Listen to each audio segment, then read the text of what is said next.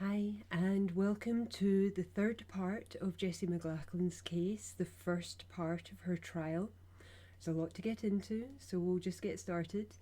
From the Caledonian Mercury of Thursday the 18th of September 1862, we have the Glasgow murder case. Autumn Circuit Court, Wednesday. The trial of Mrs. Jessie McIntosh McLachlan for the murder of Jessie McPherson Richardson on the 4th or 5th of July last within the house of Mr. John Fleming, accountant, 17 Sandyford Place, was proceeded with this morning at 10 o'clock before Lord Dias. The excitement which prevailed in Glasgow at the time of this mysterious murder was reawakened by the approach of the trial, and was in no degree abated by the uncertainty whether it would proceed beyond the initial stage of the mere reading of the indictment at the present court, in consequence of the objections which were expected to be urged by the counsel conducting the prisoner's defence. The prisoner was brought from the North Prison shortly after 8 o'clock, by which time a considerable number of spectators had assembled outside the court buildings, and the court was densely filled before the hour at which the court was to sit. Lord Dias having taken his seat, the case was called, and the prisoner was placed at the bar. She entered the dock with a quick step, but she was very pale and evidently slightly agitated. She wore a straw bonnet trimmed with white ribbon interwoven with black lace, a lilac merino gown, and a light black shawl. Mr. Adam Gifford, Advocate Deputy, assisted by Mr. Andrew Muir, Advocate, conducted the prosecution.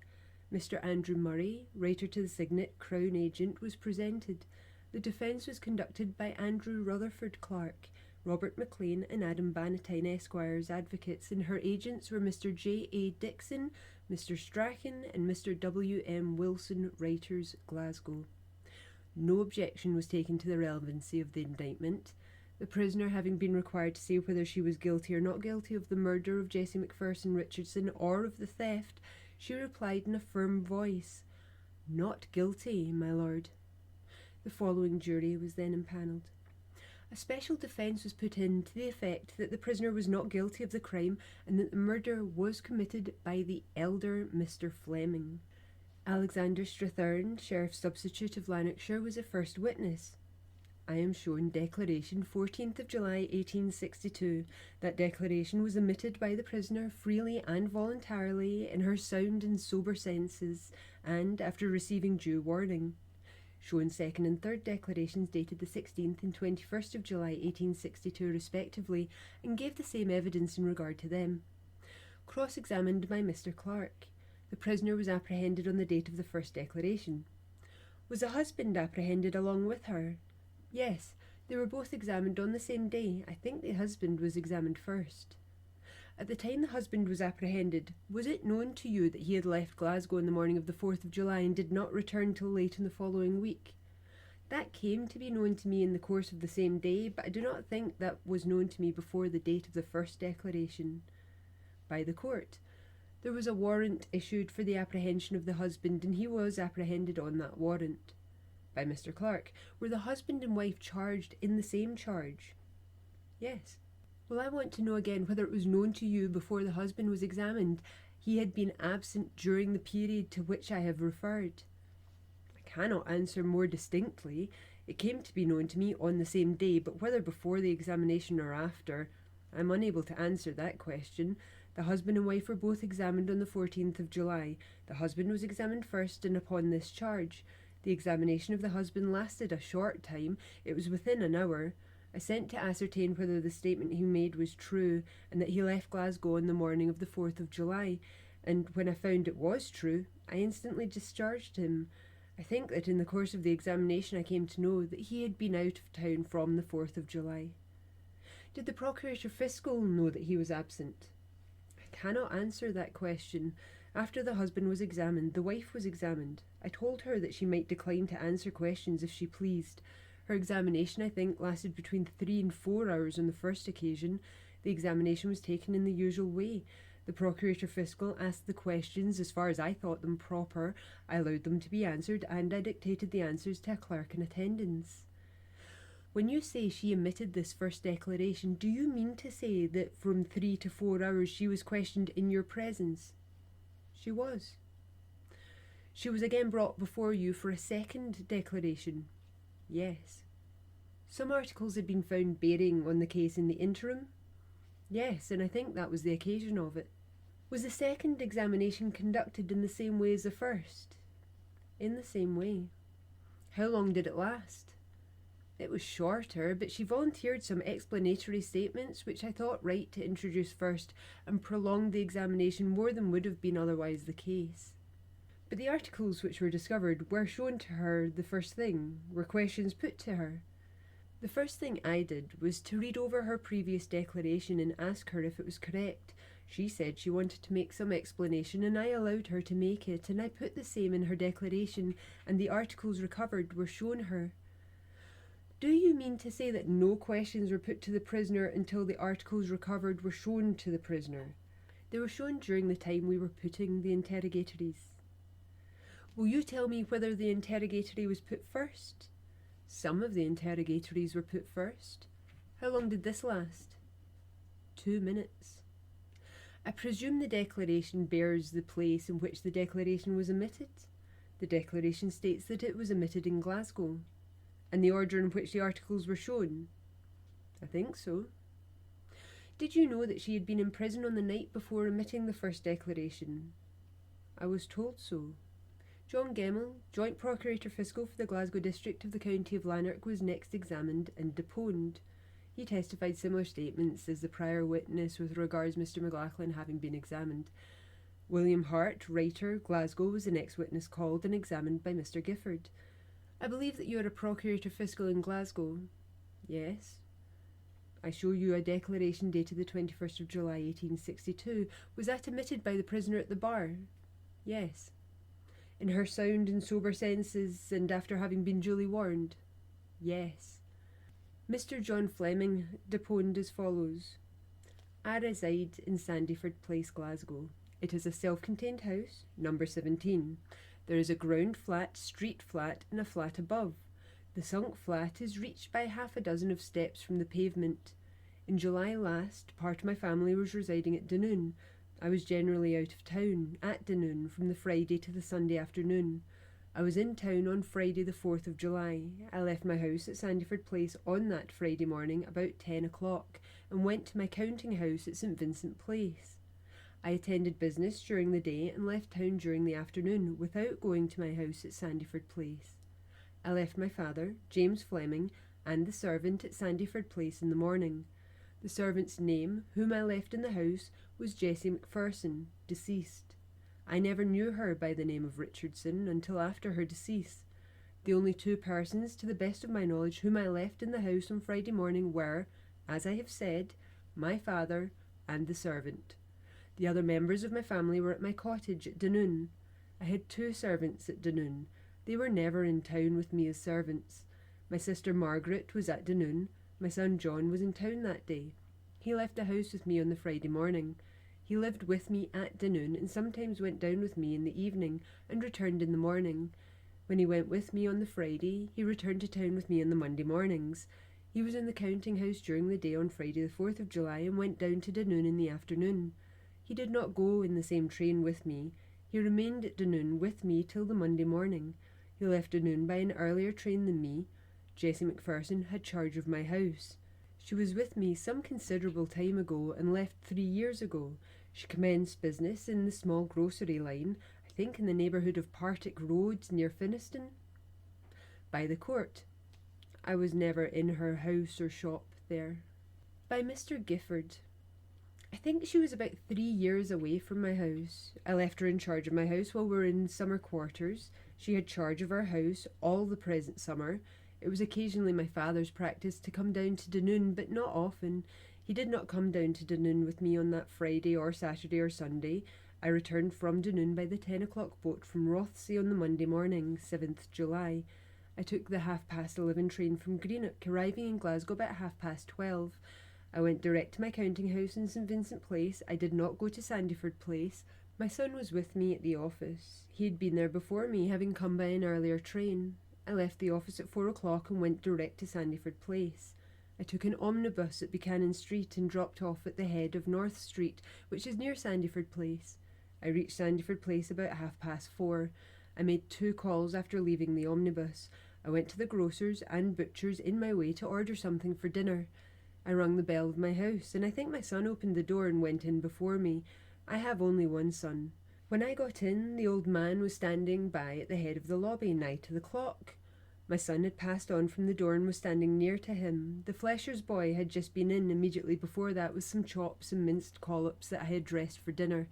The chops were standing on the table at the head of the stair leading to the kitchen. My son said to me, "There's no use sending anything in for dinner here today, as the servant has run off, and there's nobody to cook it." Alluding to the old man, my son said, "He says he had not seen her since Friday night." And he added, "He says her room door's locked." I says, "That is a curious story." I was quite surprised, as the woman was of such steady habits, and he added, "She may be lying dead in her room for all that he knows, knowing his absent habits." I put down my hat on the table at the head of the stair. I said to them both, "Come away downstairs with me." We went down accordingly. I went down first, followed by the other two. I went into the kitchen, followed by them, and saw that the fire was half out, observed nothing to attract attention. Indeed, I did not look minutely. It did not strike me to look. From that I went to the servant's bedroom door, which was on the same floor as the kitchen, and found the door locked, and no key in it. From thence I passed into a small room or pantry adjoining. There was a small window with iron stanchions, with an opening in it which could allow a person to get out into the area by pushing the stanchions. My first idea was to go into the area, to look into the servants' room window and see if I saw any person in it, and very likely to open the window of that room and go in. 2 windows of the servants' bedroom look into the area. It struck me upon second thoughts that there might be a key in the pantry door that would fit her bedroom door. I got a key in the pantry door, and I applied it to the bedroom door and turned the lock at once. When I opened the room door, the room was in a half-darkened state. The window blinds were down, and the one half of the shutters were shut. The room, as far as I could see, appeared in a state of confusion. The servant's bed stood at the back of the door, projecting about a foot or a foot and a half from the wall. The bed stood with its foot along the wall, with its foot towards the back of the door, and its head towards the window. The back of the bed was close to the wall. I passed on to the feet of the bed, and there discovered the servant's body lying with the feet towards the window and the head towards the opposite side of the room, inclining towards the door in a slanting direction. The body was naked, from the small of the back downwards.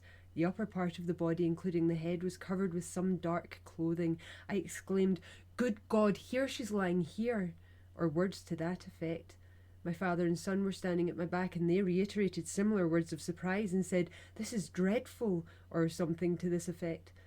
I did not touch the body or remove the clothing in any way. I said, "Come away with me upstairs till I go out and call some of my neighbours and the police to see this."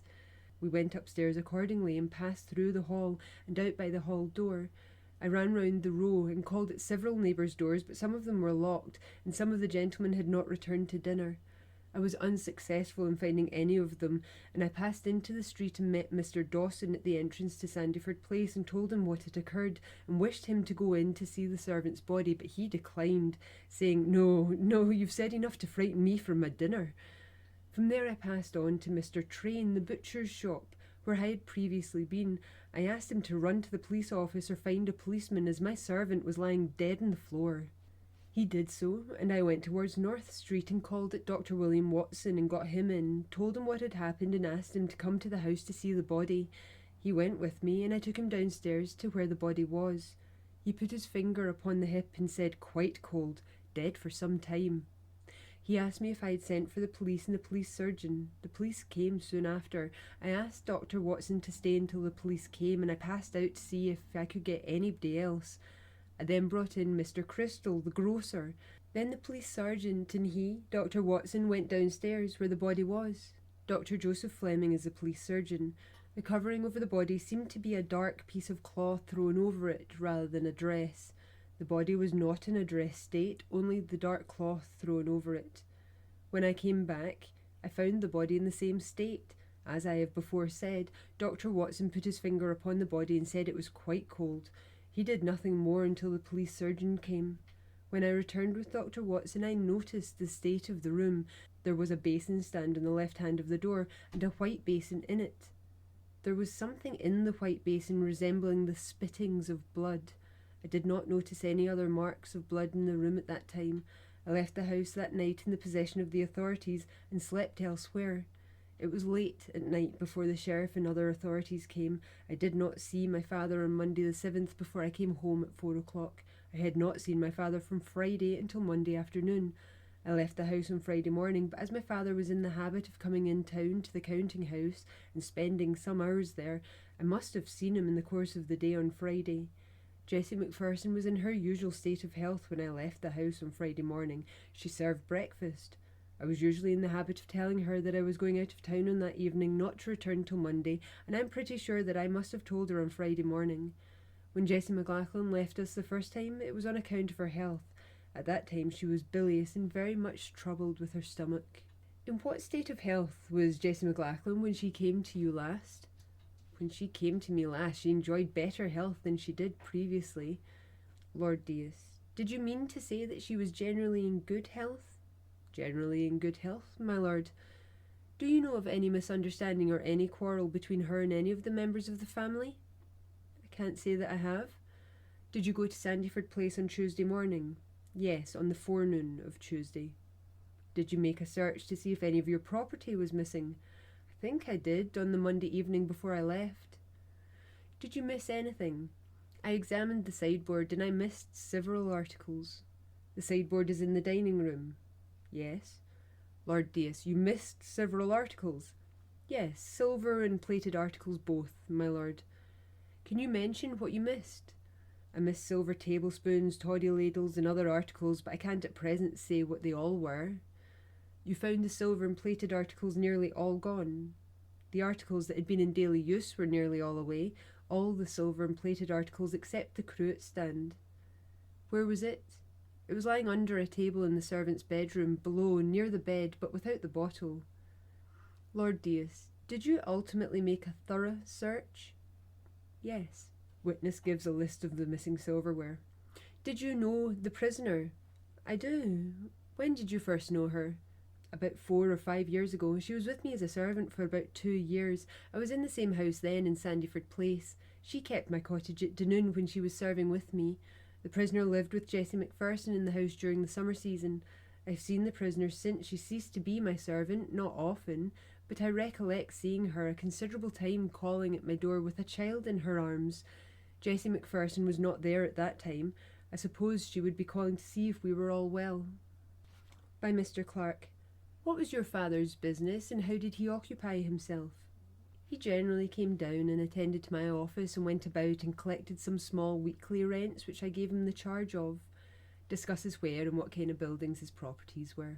Was he quite well on the Friday when you left him? Quite well, I think. He was often ailing, but I think he was quite well that morning. He made no complaint of having been ailing in the course of your absence at Dunoon? Not that I know of. John Fleming, Jr., son of the preceding witness and residing with him, examined by the Advocate Deputy. My father lived at Dunoon part of each week. I left Sandyford Place at 10 o'clock on Friday the 4th of July. I went to Dunoon. I left my grandfather in the house that morning. When I was sleeping in the house in Sandyford, I occupied the same bed with my grandfather. He was in the office in St. Vincent Street on Friday. He did not go to Dunoon. I returned on Monday, arriving between 10 and 11 and went to the office. I did not see my grandfather in the office that day. I went home at 4 o'clock in the afternoon.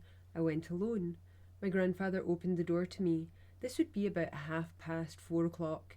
I asked him where the servant was, as I was surprised at him opening the door.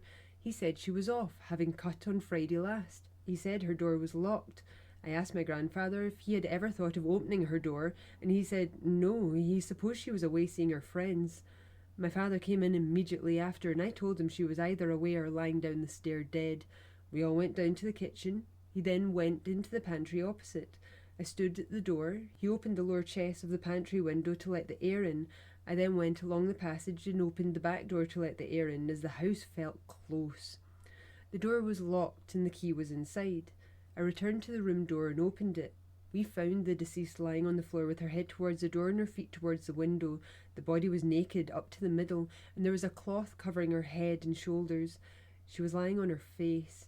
My grandfather held up his hands and said, "She's been lying in the house all this time and me here." We came out and went upstairs, and my father went out and returned with Dr. Watson. We did not touch anything in the bedroom. There was nobody in the house but my grandfather and me after my father left. The police came next. I did not help to make a search to see if anything was a-wanting. Cross-examined by Mr. Clark. There was a strong, close smell in the house. There was no word on the Friday of Jessie going away. It was intended that she should stay with my grandfather. James Fleming, residing with John Fleming, accountant, examined by Mr. Gifford. How old are you, Mr. Fleming? I am very deaf, sir. The question being repeated. I am 87, the 9th August last. What is your employment?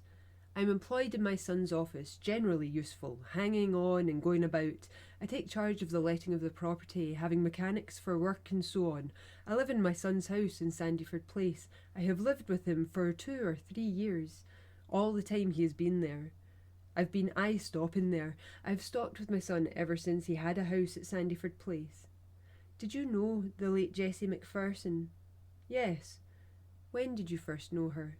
When she was a servant with Mr. Fleming the first time. How long is it since she left the first time? She went to take up a bit shop for herself. I canna tell you exactly, but she went with another comrade to take her up a shop, and they sell grocery goods. Is that a few years ago? Yes. Then she came back to Mr. Fleming's again? Yes. How long is that since? Years ago, I reckon. In July last, my son resided part of the time in Dunoon. He had a cottage there. He spent part of the week in Glasgow and part at Dunoon. Who had charge of the house? Jessie McPherson. She had the whole charge of Sandyford. The other servants were at Dunoon. Yes, there was still another servant at home too. Besides Jessie McPherson. Aye, there was another servant who assisted her in the kitchen. Did that other servant go to Dunoon? No. What was her name? She's a witness here, sir. I canna tell you her name. Is it Martha McIntyre? I dare say it is. Or is it Margaret McInnes? The court. No matter, she will tell you herself. Do you remember Friday the 4th of July last? Yes. Did you breakfast in Sandyford Place that morning with your son and grandson? I did breakfast that morning in Sandyford Place. Did Jessie McPherson serve you that morning? Yes. Tell us where you went on that Friday. She'd been thronged for 3 days with washing, and she was finishing the clothes and dressing them. What o'clock? All her masters were laid by, and mine were finishing, and they were hanging on the screens at the side of the fire. I came home to my dinner at the usual time, about 4 o'clock. I took my dinner, and after I took my dinner, I had a custom of going up to the West End Park to take a walk after dinner. I went up, and after a couple of hours I came back again. I was fashed with cold feet, and there was no fires in any of the rooms. I went to the kitchen to get my feet warmed. I went down to the kitchen, and Jessie McPherson made my tea. What o'clock? It would be real on for 8 o'clock. She made me tea, and she poured it out, and I took a cup along wi' me. Lord Deas. Was that in the kitchen? Witness. Yes, in the kitchen. After I got the tea by, I oped to read. I'd always the papers in my pouch, and I was in the habit of reading them. Then I stopped till about 9:30 o'clock. Mr. Gifford. In the kitchen? Witness. At the kitchen fire, about 9:30, I said. I would go and make ready for bed, and then I went to my bed up the stair. Mr. Gifford. What o'clock did you go to bed? Witness. It would be about 9:30, and I left Jessie McPherson working awa in the kitchen, ye ken. In the morning I was walked wi' a loud squeal. Mr. Gifford. On what flat of the house was your bedroom? Witness. The flat above the kitchen. I was walked in the morning wi' a loud squeal. After that followed other twa squeals. No so loud as the other, but it was a very odd kind of squeal I heard. I jumped out of the bed and I heard no more. All was by the course o' a minute's time. It wasna past a minute till I was quiet. I heard nothing and saw nothing. I took out my watch. I was in the habit of keeping it always under my pillow. It was exactly about 4 o'clock and a very clear morning. Well, I gaed awa to my bed after I was quiet. I thought Jessie had got somebody in to stay with her. There was a body, she had a sister and was stopped with her, or else some other body. So when I heard I was quiet and nae noise, I gaed away to my bed again, and wasna lying in till I fell asleep again, and I lay till about 6 o'clock in the morning.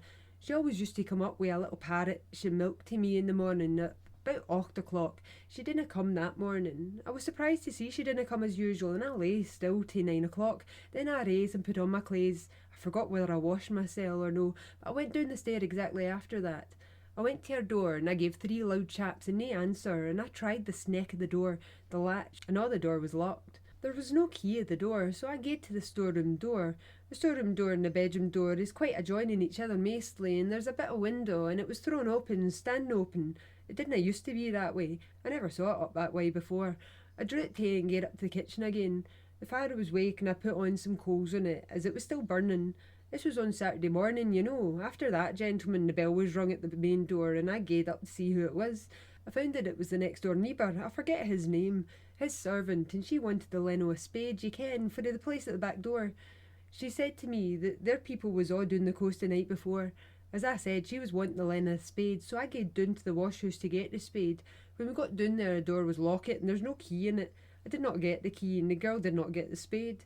At the same time, ye ken, when I went out to get the girl the spade, the back door was locked, and the key was in the inside of the door, ye ken. Mr. Gifford. What o'clock was this? Witness. It would be about 10 o'clock, sir, I think. After that, Mr. Watson the baker, his van came to the door. The bell was rung and I gaed up. I tell you first of all about the main door being not locked. Mr. Gifford. Yes, tell us that. It was not locked. The key was in the inside. The door was on the latch, just snibbed, you know, not locked. They'd gone out by that door. There's no doubt of it. And so Mr. Watson the baker, his van came shortly after the servant girl was calling for the spade, and I took half a quarter of loaf from him. The man was sitting in the van, but he had a little boy to hand him in the quarter loaf at the door. So, always looking and weary and wondering what was become of Jessie, that she did not make her appearance, I stopped until nigh 12 o'clock.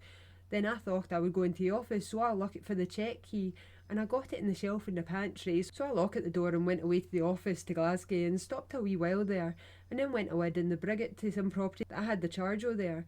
There was a water pipe burst there some 2 or 3 days before that, and I went down to see if it was all right, and to see if whether they had plastered it up.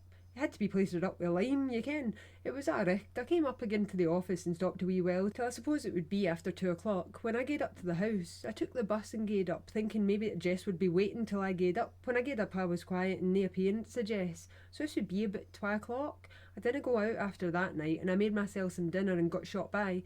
And about 7 o'clock at night the bell was rung and a young lad came to the door. He said it was frae Falkirk. I asked his name and he said it was Darnley. He said he'd promised to call upon Jess when he came to town. I said she wasn't in, so he went away.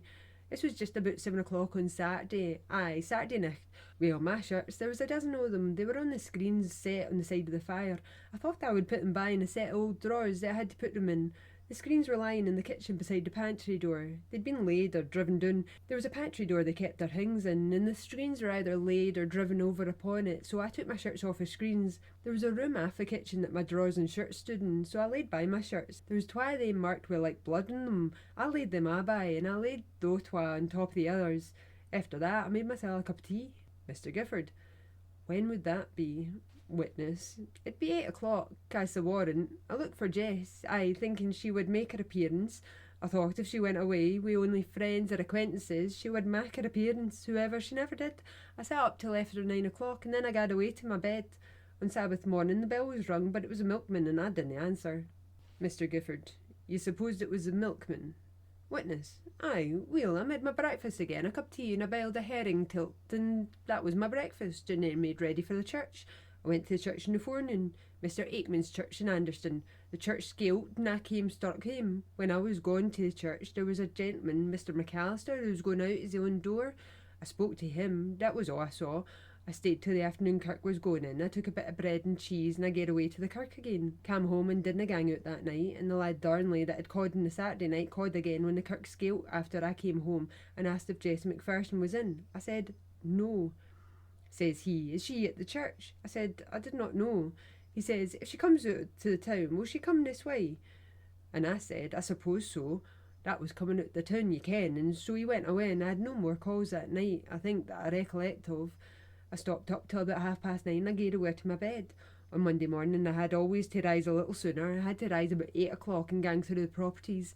We had 2 or 3 properties that paid monthly. Some paid on 1 week, some on another, but we had to collect it every Monday morning, so I came to the office and gaed away to collect, and got what I could, you ken. I went up to the office afterhin and gaed up all my cash, what I'd gotten, and then I gaed away home till Sandyford again. I think it would be a twixt 1 and 2 o'clock. I couldn't pointedly say the very time, and I was quiet. Nathan, no a word nor Nathan.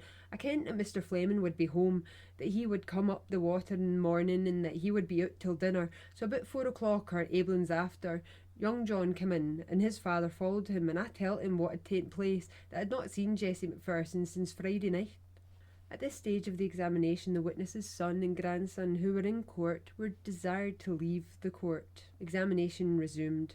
I told my son I had not seen the servant since Friday night, and he was astonished. He ran away down the stair, and my son ran with him, and he gaed to the door and found the door locket, and he had the recollection to try the storeroom key that was in the door, and it opened the door, and when he opened it, he saw the murdered woman lying upon the empty bed, and her head there, with a shirt, her white sheet covering her, and all blood, and her body was naked as the hour she was born. She was lying on her face, so he was in an unco state too, and he ran and got in some of the neighbours, Mr. Crystal and some more of the neighbours.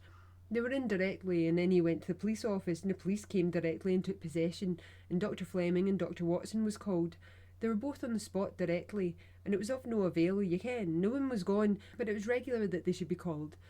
Now, Mr. Fleming, from the Friday night to the Monday forenoon, did you make all your own meals? I wasna very particular with my meals, but I made all that I needed. Did you use any silver spoons or forks? I don't think I did. I dinna ken. If I did, it was only a teaspoon. If I had one, I dinna mind. Shown silver spoons. Is that your son's plate? Yes. Were these things used in the house? Always when he was at home the silver plate was used.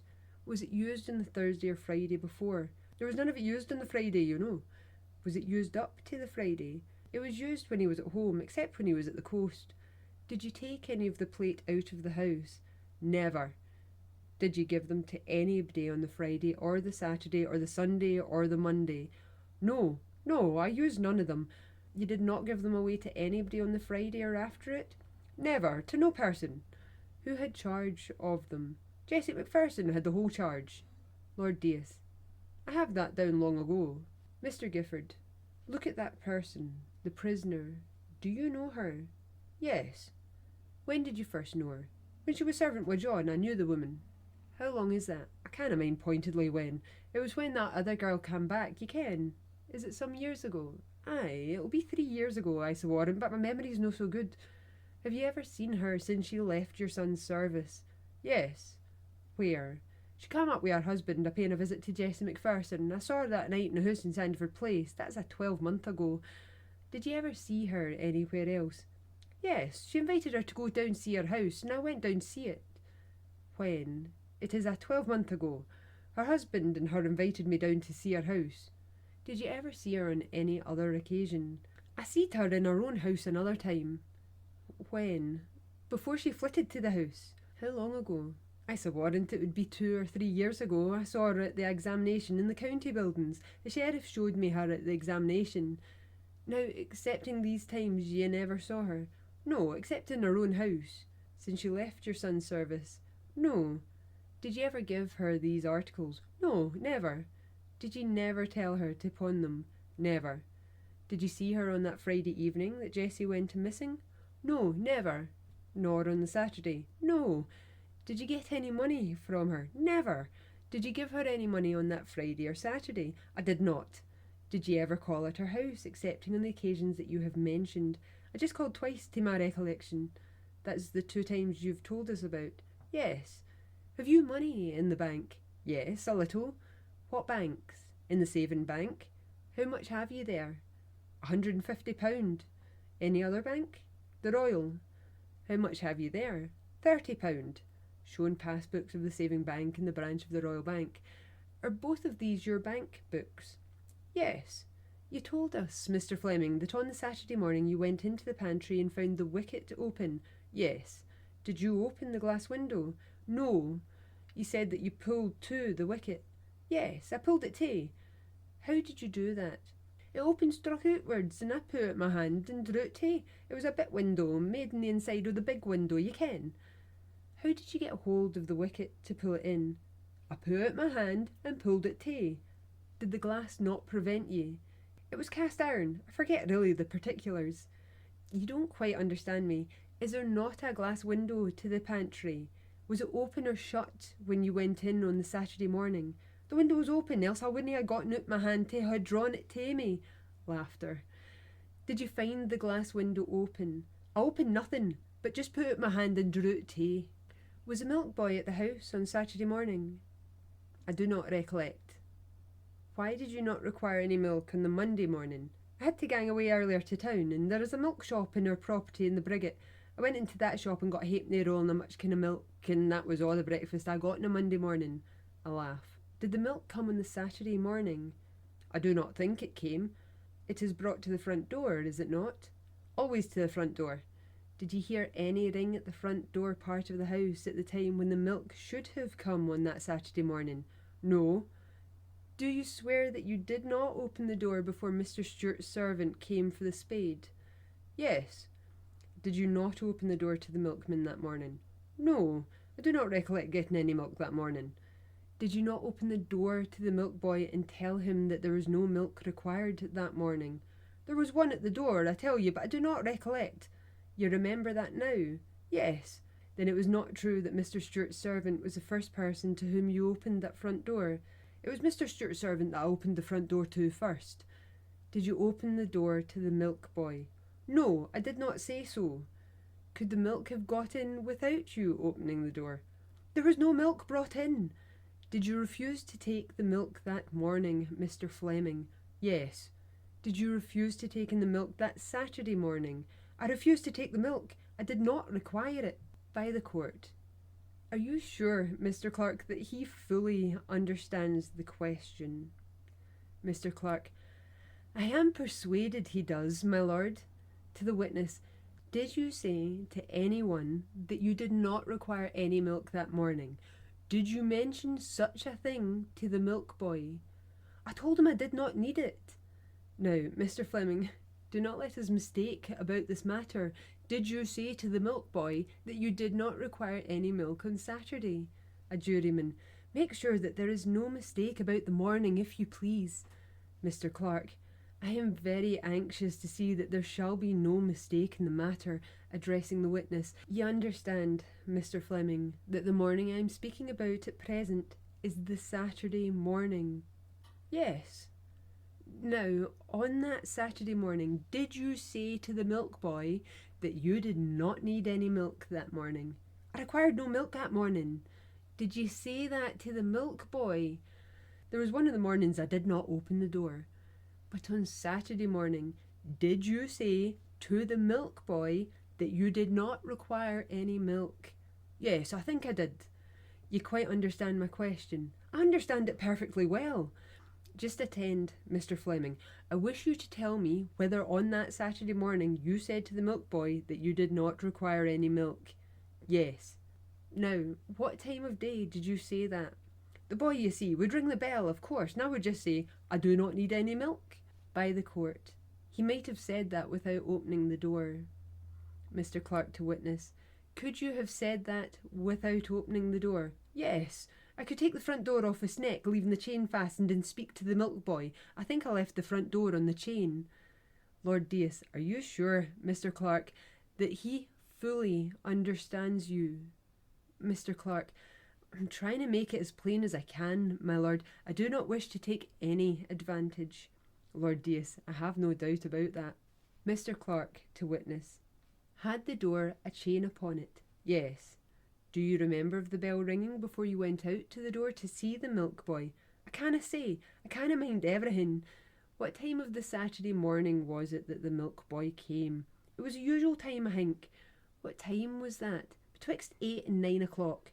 Were you dressed at the time the milk boy came? On the Saturday morning? Yes. There's no doubt but I would be dressed. Now, Mr. Fleming, when did you get up on Saturday morning? I got up about 9 o'clock. If the milk boy came between 8 and 9, how could you be dressed if you did not get up till 9? I canna charge my memory. I might no be dressed. You said you had been in bed till 9 and then got up and dressed yourself. Is that true? Yes. Why did you not let Jessie open the door for the milk boy when he came? Jessie, you ken it was all o'er with Jessie before that. Sensation. Mr. Clark. I don't doubt that, Mr. Fleming.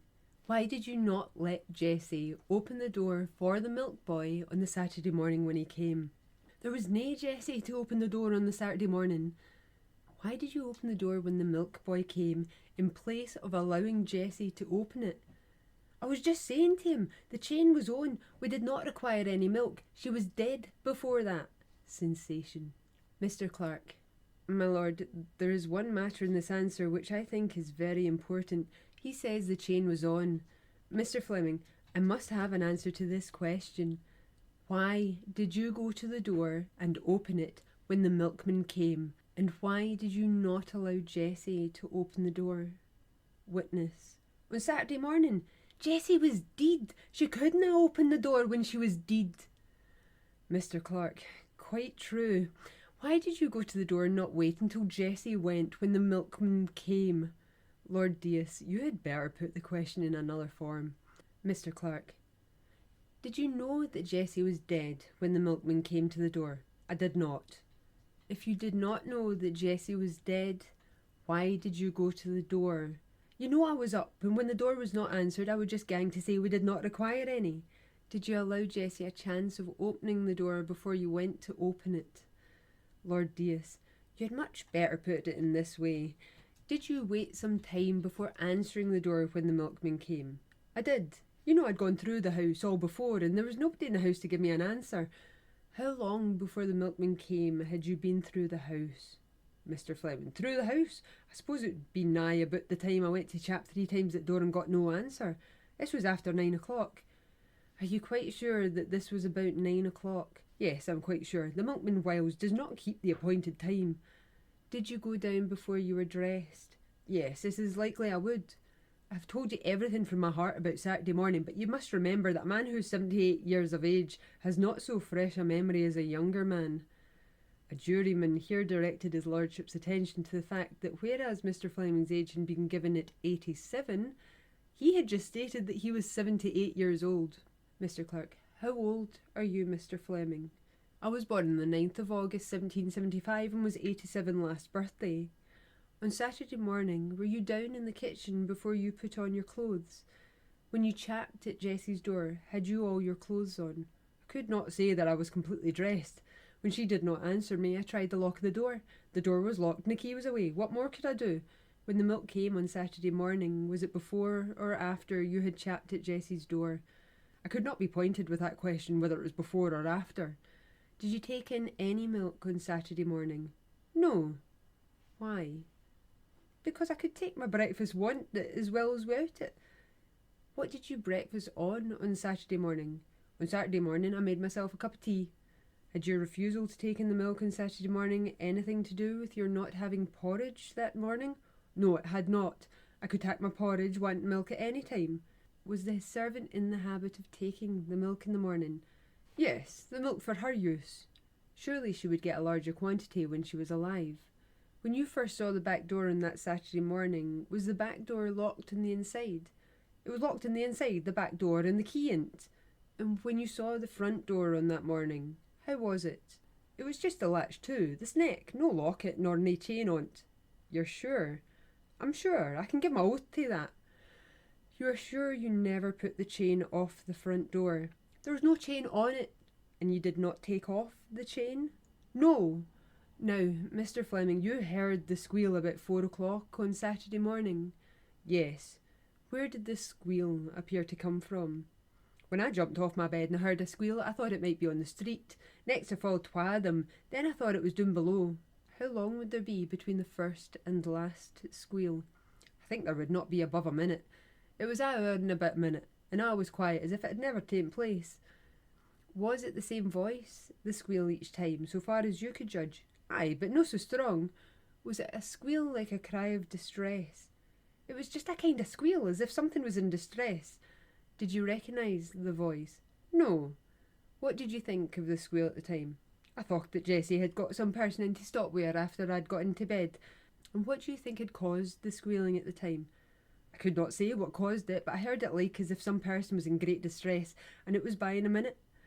Why did you not go down when you heard the squeals of a person in great distress? It was not quiet after a while, and I never thought of going down. If the noise had continued, then it would have been more alarming, and I would have had to go down nor call for the police. When you found in the morning that Jessie was not there, and that her room was locked, why did you not send for the police? It never occurred to me to send for them. I was looking for her back every other minute, always expecting that she'd gone away with some of her friends. I thought she would come back. It never occurred to me to trouble or murder or anything of that kind. I saw no marks nor anything in the house. In the course of the night, you had heard squealing, indicating that some person was in great distress, and you did not see your servant in the morning. Can you tell me why you did not, in these circumstances, give information to the police? I did not think upon anything of the kind. I looked for her always coming back, and thought that if there had been anything, drink or anything gone, that though she might have been enticed out with friends, yet she would be back. I never thought of calling the police. Mr. Clark, her going away was a very unexpected thing to you, was it not? Yes. When she didn't come back on Sunday, why did you not send for the police? I didn't think of it. Was there anything in the kitchen that attracted your attention in the course of Saturday? Nothing in particular. Nor on the Sunday, nor on the Monday. You were a great deal in the kitchen during these days. It was guy often raining about that times, and I went down to get my feet warmed. You put on the fires. On Saturday morning the fire was in, and I put on some coals. You kept the fire in. Yes, I put on a getting of coal at night. Did you see no blood in the kitchen? No. Did you see blood on your shirts that were in the kitchen? When I was laying them by, there were 2 of them that were marked. Did you not think it queer to see blood on your shirts? I never thought upon murder or any trouble of the kind. It never struck me that there was anything wrong. How did you account for the blood being on your shirts? I mentioned to the fiscal and them that examined me that I saw 1 or 2 of the shirts marked with iron ore or something like that. Did you not think at the time that it might be blood? I thought that it might be blood. Shown and identified 2 shirts with blood upon them. When did you notice it? When I was laying them past. When was it? On Saturday night. When you saw the blood upon the shirts, how did you account for it being there? Why, I can't say. Did you not think that something was wrong? No, I did not. It never entered into my head. When you heard of the squeals as of great distress, and could not see Jessie for a day, and found that her door was locked, and that blood was upon your shirts, how did it come about that you never thought that anything was wrong? No, I never thought of it. It never entered into my head that there was murder or distress. I never thought of it. Why did you not get Jessie's door opened? Mr. Fleming did it. Why did you not do it? I never had the recollection of getting the key out the other door. Why didn't you send for some other person to open it? You're accustomed to that sort of thing, to get doors opened and locks repaired. All I can say is that I did not think of it. When Darnley came on the Saturday, did you know that he was a friend of Jessie's? Did he tell you that he had come to see her? Yes. There were 2 other young gentlemen with him, and he was going away with the train at 10:30. He called again on the Sabbath night and asked for her. Why did you not tell Darnley when he asked you after Jessie that she had been missing for so long a time? I did not tell him. Why did you not tell him? I had no business to tell him. Were you not anxious about Jessie? Yes, I was looking for her every minute, thinking she would be back. Can you tell me why you did not mention to Mr. Darnley that Jessie had been away for a day? I did not speak to him a minute, and had no occasion to tell him. Was she ever so long away before or near it? She's been out for a day, but you knew where she was. We knew she was seeing her friends. Did you make any inquiries in shops about her? I did not. Did you see Mr. McAllister? I did, when going to church on Sunday. Did you tell him about Jessie being absent? I did not. Was Mr. Sloane about the office on Saturday? Yes. He is your father's confidential clerk. He is. Did you tell him anything about it? No. In short, you told nobody. Nobody. When did you see your son first on Monday? When he came home to his dinner about 4 o'clock. Did you look for any of the silver spoons when you were wanting to take your meals? I did not require them. I had a teaspoon. That was enough for me. What kind of a teaspoon? It was a silver teaspoon. Was it left in the house afterwards? I do not know. I had no charge of the silver at all. Jessie had the whole charge. Where did you get the silver teaspoon? There is always a silver teaspoon in the kitchen. Do you know what has become of the silver spoon? I took no charge of it. I know nothing about it. What had you to dinner on Saturday? I was not very particular as to dinners. I had a piece of lingfish which I had steeped and prepared for dinner on Saturday and Sabbath. I did not see any other spoons in the silver teaspoons. Did you not look for any? No, I did not need them. Or forks. I had a fork. A silver one. No, just a common table fork. Did it occur to you that Jessie had ran away? No, I never thought of that. What sort of dress had you on Friday? I had on a pair of mixed trousers, a black vest, a black coat. Had you a brown dress on at any time? I had a brownish coat. I had once a brown coat, which I sold 1 or 2 weeks before anything took place. To whom did you sell it? I sold it to one of the tenants, Daniel Peyton, who lives in the Brigget. I had a brown coat at no other time. Are you quite sure that you never saw the prisoner within 12 months? Except at the examination. Had you any quarrel or disagreement with Jessie McPherson? Never. Of no kind? No. You read the newspapers regularly? Yes. Did you use spectacles when you do so? No. I can see very well without them. I got a present of a pair yesterday, but I can see well enough to read without them. Was there any milk taken in till Tuesday? There was no milk taken on Sunday, Monday or Tuesday. Sometimes I did not even open the door when the milk came. Ebenezer Watson, physician, Newton Terrace, examined by the Advocate Deputy. Mr. Fleming, accountant, called at my house on Monday, 7th of July, and from the information he gave me I went to his house in Sandyford Place. He led me down to the laundry of his house, and I there saw a dead body of a woman. The body was lying on the face, the upper part of the body was covered with a carpet, the lower part of the body was naked. I saw some marks of blood upon the floor, and I said to Mr. Fleming that this evidently was not a suicide, and he would better call in the police, which he then did, urgently requesting me to remain in the house, and I did so. I waited till the police arrived, and the police surgeon, Mr. Fleming. I again descended to the room with Dr. Fleming and examined the body. We removed the carpet from the upper part of the body and found various wounds on the face, head, neck and wrists. I again descended to the room with Dr. Fleming and examined the body. We removed the carpet from the upper part of the body and found various wounds on the face, head, neck and wrists, and one remarkable bruise upon the lower part of the back. The body was cold and stiff, and we turned it over for the purpose of inspecting it. There was a very large wound on the forehead, the bone being cut as well as the soft parts. There were similar wounds on the back part of the head. The right ear was cut in many places, and the bone behind it was fractured in fragments. The right side of the jaw was also fractured, and the soft parts were cut. The neck was also wounded deeply. The wounds on the wrists were one on the back of the wrist and one in the front of the other. These were clean cuts. I then examined with Dr. Fleming the marks of blood from where the body lay, tracing it through the passage into the kitchen. We observed several marks of blood in the kitchen door, on the inside 1.5 yards up, and also stains of blood upon the doormat. And when I attempted to lift it up, I found that it adhered to the floor from, I thought, blood. The blood on the floor from the kitchen to the laundry was like a train, as if the body had been dragged from the kitchen to the laundry. The lobby of the house has a stone floor of a dark blue colour. The kitchen floor is of the same kind, and the room has a wooden floor. I observed a slight mark of blood on the side of the jaw box. The kitchen floor appeared as if it had been washed. There was no carpet between the lobby and the door. There were blood marks at the head of the body. The head lay towards the door, and there were none of it standing in a pool. I observed a mark of blood on one side of a white basin, and likewise on the basin stand, but I did not observe any other marks of blood in the room. The clothing which the upper part of the body wore was a shift, and a woolen shift. My opinion was that the wounds must have been inflicted with a sharp cutting instrument, shown a cleaver. This might be the instrument.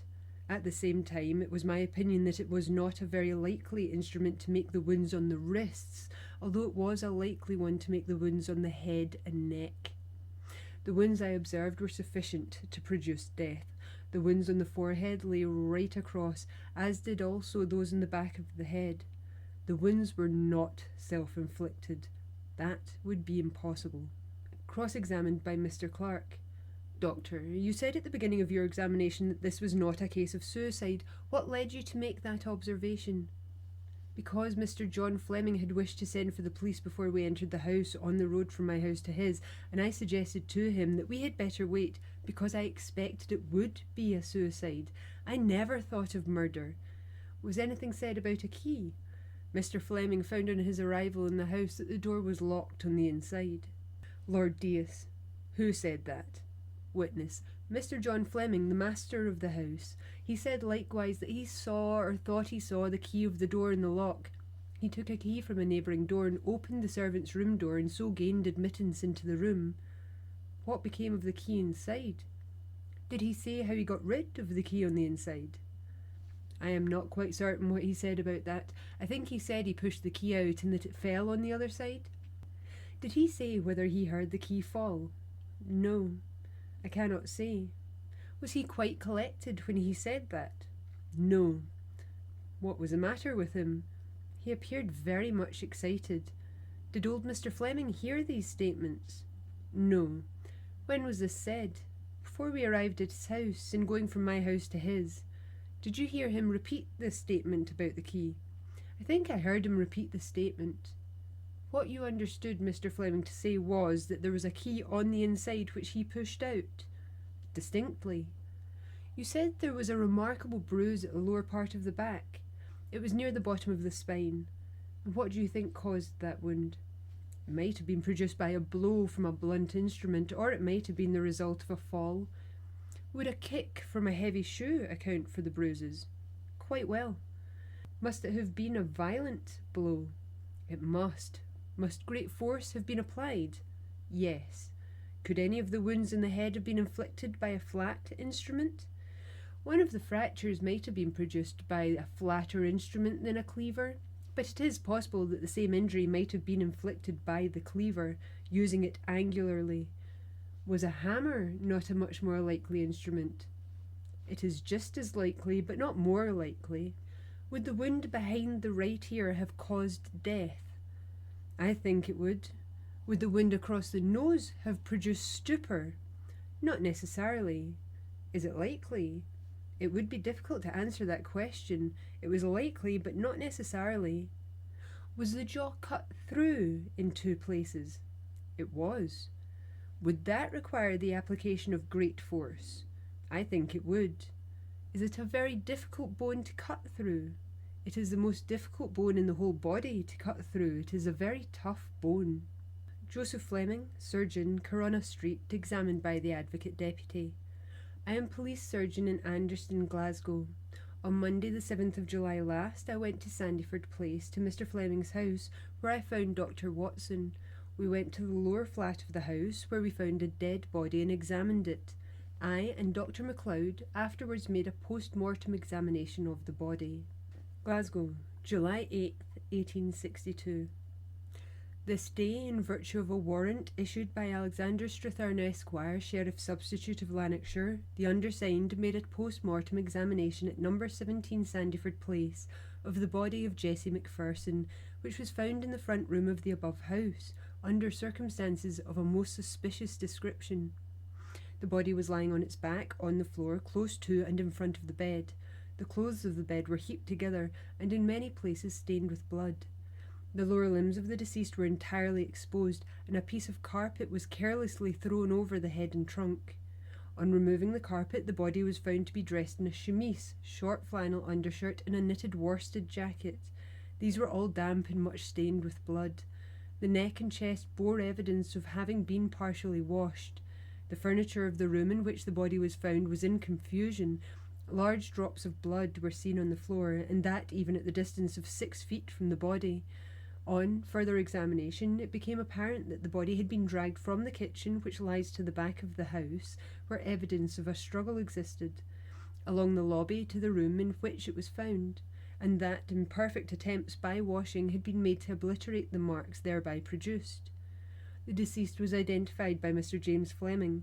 The body was that of a female of ordinary stature and apparently of about 35 years of age. There was no rigidity in any of the articulations excepting the ankle and knee joints, and the body was perfectly cold and free from all signs of decomposition. The head was dreadfully mangled, and the hair dishevelled and matted with blood. 2 deep incised wounds passed transversely across the bridge of the nose, dividing the soft parts in the bones. Another transverse wound, 3.5 inches long, passed across the forehead in the middle line and cleft the outer table only of the skull. On the right side of the neck, 11 wounds could be distinctly distinguished. These were partly lacerated, contused and incised in their character. The right ear was almost destroyed, and the right half of the lower jaw was broken into fragments.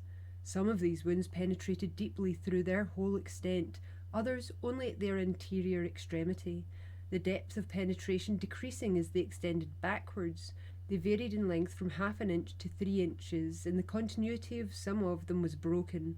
The great vessels of the right side of the neck were destroyed, and the outer table of the skull was much injured just below the right ear. 10 wounds, much less severe in character, both as to the extent and depth, were found upon the left side of the neck, and on the back of the neck a few shallow incisions were observed. Midway between the right ear and the crown of the head, the scalp was divided by 2 cuts, each 3 3/4 inches long. These had run into one another. 3 other incisions lay close to these, and beneath the skull was deeply cleft, but not wholly divided. Nearer the forehead than these wounds, and still upon the right side of the head, a large irregular scalp wound was found, formed by the coalescing of several incisions, and corresponding to this point the skull was fairly divided in different directions, part of the outer table being wholly detached, and one part, about the size of a florin, being driven in and lying on the brain, which was here exposed. As was afterwards discovered, the membranes of the brain were at this part wounded to the extent of 1/8 of an inch. 3 other scalp wounds, accompanied by injury to the outer table of the skull, existed upon the right lateral posterior aspect of the head, and a small scalp wound, without injury to the bone, was found more towards the front of the head than that just described. On opening the head, the membranes of the brain were found to have been uninjured at all parts except at the limited spot above described, where several wounds were concentrated, and where alone both tables of the skull had been penetrated. The viscera of the chest and abdomen were free from disease or injury. All the wounds of the head and neck, with the exception of the 2 upon the bridge of the nose and that on the forehead, which were transverse, sloped from above downwards and from behind forwards. It will be observed that the wounds upon the right side were much more severe than those upon the left, and that it was only on the right side that the bones of the skull were injured. A large ecchymose spot existed on the tip of the right shoulder, and another about the middle of the left upper arm. There were flesh wounds of greater and less depth upon both hands and arms. The right hand was dreadfully mutilated. 1 deep incision divided the knuckle. There were 9 distinct wounds on each hand and wrist. Several small abrasions were seen upon the outer side of each haunch, and the skin of both knees and legs was abraded and sewed on the front aspect, and both feet were extended to the utmost. The abdomen gave indications of the deceased having at one time given birth to a child. The reporters consider themselves justified in concluding, from the above examination and the condition in which the body was found, first, that this woman was murdered with extreme ferocity. Second, that her death had probably taken place within 3 days. Thirdly, that a struggle had preceded death. Fourthly, that a semi-blunt instrument, such as a cleaver for cutting meat, was that with which the injuries were probably produced. Fifthly, that the injuries had been inflicted before or immediately after death. Sixthly, that except those upon the hands and forehead, it is most likely that the wounds were inflicted by a right-handed person standing over the deceased as she lay prostrate on her face. Seventhly, from the degree of force evinced by the wounds, it appears probable that it was a female, or at least not a strong man, who inflicted them, and eighthly, that the body had been drawn along the lobby to the room in which it had been found by the head, the face being downward and the feet and legs dragging along the ground. Signed, George H.B. MacLeod, M.D., F.R.C.S.E., and Joseph Fleming, surgeon. This is a true report. There was a square mahogany table in the bedroom, about 4 or 5 feet in diameter. The body lay between that table and the bed, and there were marks of blood all round that table. There was a track from the kitchen along the lobby into the bedroom, composed of streaks and marks of blood. There were marks of a severe conflict in the kitchen. The marks on the flagstones, shown cleaver, that would have produced the injuries. By Mr. Clark. The washing did not appear to have been done on a very late date. The moist place on the kitchen floor was between the kitchen door and the jaw box, scullery sink or basin, near to the kitchen door. I noticed blood on the back of the door. It was the very same as if a brush had been steeped in blood and drawn across the back of the door and across the side posts of the door. A bloody cloth would have produced the same effect. The marks were very distinct and obvious ones. There was plenty of light shed on these marks to make them visible. There were bloody finger marks at the end of the jaw box or sink. The impression on my mind was that the jaw box was a wooden one without any paint. The end of the jaw box faced the window. The marks on it were quite distinct and obvious. Some of the wounds inflicted upon the deceased might have been inflicted after death, but the principal ones were all inflicted during life. The bruises were so very many that any particular one may have escaped observation. Alexander McCall, Assistant Superintendent of Police, Glasgow.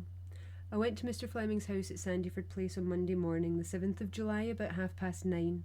I noticed stains of blood upon the flooring of the house where the body was lying, under a basin stand and also on the door of a press. I traced a trail of marks from the bedroom to the kitchen. The trail was continued inside the door of the kitchen.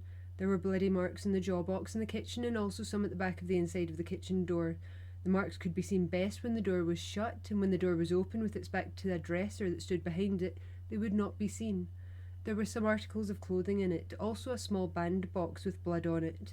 There was no catch on the lock of this box. The band box had a mark of blood upon it, as if it had been handled by a bloody hand.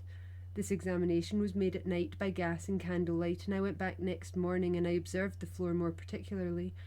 I observed some footmarks of the left foot upon the floor opposite to the bed near the fireplace. They seemed to be imprints of footsteps in blood, and afterwards saw that part of the flooring cut out. It was cut out in my presence. I received information regarding some plate that had been pledged, and in consequence of that I went on Sunday afternoon, the 13th of July, to the prisoner's house. I found her in her house with a child who might be about 3 years of age. I told her that I was making inquiries into the murder of Jessie McPherson. What did she say? Mr. Clark objected to the question. His objection, however, was not sustained. She did not make any reply. On Monday the 14th I went to the Garble station of the Hamilton Railway. I found a box that had been left there on Saturday the 5th of July, addressed to Mrs. Bain, Hamilton. I went to Hamilton on the same Monday afternoon and made inquiries there. On Tuesday the 15th I recovered a leather box, which is the one produced. I got it from a young man of the name of John Hamilton, in the employment of Mr. Cherry Sadler. On Wednesday, the 16th of July, I went to the Glasgow station of the Greenock Railway and recovered a tin box, which is now shown me. I got it from John McIntyre, a clerk at the railway office. This box was full. I took it to the fiscal's office where it was opened. I got in it a black silk watered gown, a black silk poplin, a changing coloured silk dress, a black silk velvet cloak, and a drab cloth cloak. Cross-examined by Mr. Clark. I observed at 10 o'clock on Monday the 7th that the parts had been washed. Dr. Fleming had been there before me, as I understood. I did not notice any trace of blood on the kitchen floor. There was blood on the inside of the kitchen door and on the jaw box, and it was quite obvious to me. I noticed it on the Monday night before I left. There was a broken lock. I could not say whether it had been recently broken or not. I saw Mr. James Fleming that night. He said to me that he had heard a scream which awakened him, and afterwards another scream. He thought they came from the outside. Interrogated. What did he say? Lord Deas objected to such interrogatories as not being in accordance with the law of evidence. His lordship expressed his conviction that the counsel for the defence was perfectly entitled to contradict, by means of other witnesses, every word that Mr. Fleming said, and if the prisoner's counsel wished simply to throw discredit upon any statement of the elder Mr. Fleming, his lordship thought such an end could be gained by following another course, which might be within the strict terms of the statute. Mr. Clark said what he wanted was merely to lay before the jury the same evidence that would have been laid before them had the elder Mr. Fleming been the party at the bar. Previous to the case being begun, He had stated as a special defence that Mr. Fleming was the person who had committed the murder, and he surely was entitled to go into that evidence for his client's justification, when the Crown would have been entitled to have gone into for the purposes of accusation. Lord Deas ruled, notwithstanding Mr. Clark's plea, that the course sought to be pursued by the latter was not in accordance with the statute, and the examination was resumed. He did not say from whom these screams came. He said it was not an unusual thing to hear screams from the back of the house, where there used to be a number of loose characters at night. He didn't say he got out of bed. He said he had raised himself upon his elbow and looked at his watch, taking it from below his pillow. He was apprehended on Wednesday the 9th and liberated, if I'm not mistaken, on the Monday following. By Mr. Gifford. I applied a piece of wood to the sole of the dead body and then applied the wood to the marks on the floor. Did they correspond? They did not. How did you measure them? In length and breadth. Lord Deas, can you tell us the difference? I cannot say what the length was, but there was about half an inch of difference in length between the impression on the floor and the feet of the dead body. Mr. Gifford, did you satisfy yourself that the dead body could not have made these footprints? I did. Donald Campbell, criminal officer in the Western District of the Glasgow Police, deponed. I went to Mr. Fleming's house in Sandyford Place about 5:30 on Monday the 7th of July. He relates the articles taken from the house and where they were found, also reiterating where the bloody marks could be found. I am not aware of finding anything in Mr. Fleming's bedroom with blood upon it. Audley Thompson, detective officer, deponed. I went with another officer to the house of Mary Black or Adams, and I got there the wires of a crinoline. I found that a portion of the wires were bare, and on another portion there had been blood. I took possession of 2 other keys in the prisoner's house. I went to Fleming's house in search of a bottle and found there the one now shown me. When I found it, it had no cork in it. The liquid in it smelled and tasted of rum. Cross-examined by Mr. Clark. I found the bottle on the 15th in a press in the lobby, where there was a number of other bottles. The press was in the sunk flat. Christina Fraser, wife of John Fraser, seaman, deponed. I have known the prisoner since she was a little girl. I had occasion to be on the south side of the Clyde on Friday the 4th of July. I came across at 9 to see the prisoner in her house at Brumallow. Mrs. Campbell let me in that night. She had on a cloak and appeared to be dressing as if to go out. I asked if she meant to be long out, and she said no, and added that she was going to visit a delicate child of a friend named Mrs. McGregor. This would be about 9:30. The prisoner's child was at this time in bed. Her child is about 3 years old. I went out with her, and we walked along the Brumallow Street to Washington Street. We turned up there till we came to Stop Cross Street, and I parted with her at the corner of that street. Before I left the prisoner's house with her that night, she gave me a glass of rum and a biscuit. She went out of the house, but I cannot say whether she bought the rum or had it in the house. By electric telegraph. Christina Fraser proved the prisoner to have accompanied her from the prisoner's house to the foot of North Street on Friday night at 10 o'clock, and that she had purchased rum. The trial was adjourned at 10 minutes before 9 o'clock, and the court will meet at 10:15 this Thursday morning. And that ends part 3 of Jessie McLachlan's case, part 1 of her trial. So we'll perhaps see you again for part 2 of her trial. Alright, take care.